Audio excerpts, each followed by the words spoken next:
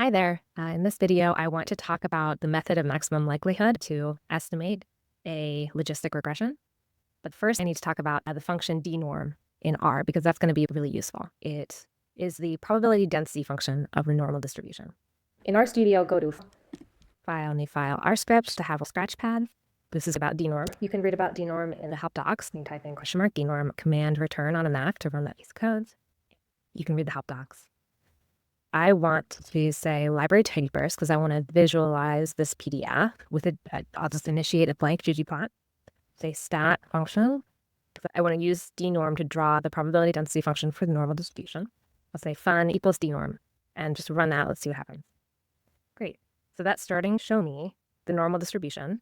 The problem is the x limits are a little bit off from what I expected. So x lim, I'll just say -5 to 5. There we go. That looks a little bit more like what I expected. And this shows you the probability density function for the normal distribution.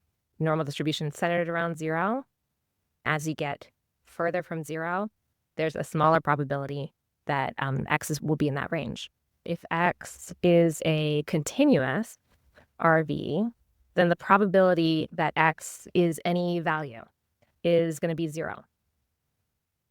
But you can calculate the probability that x will be between any specific values. So the probability that x is between 0 and 0.5, for example, is non-zero.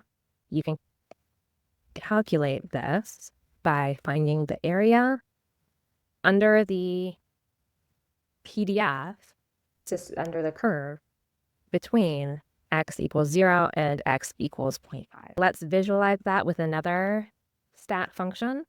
I'll still use dnorm because I want it to follow this, but I'll say geom equals area. And I'll also use an x lim here for x to go only between 0 and 0.5.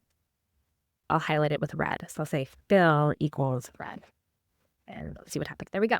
If you calculate this area, that'll be the probability that if x is continuous and it follows the normal distribution, x falls between 0 and 0, 0 and 0.5. We can adjust this from -5 to 5. That'll show the entire area under the PDF will be equal to 1.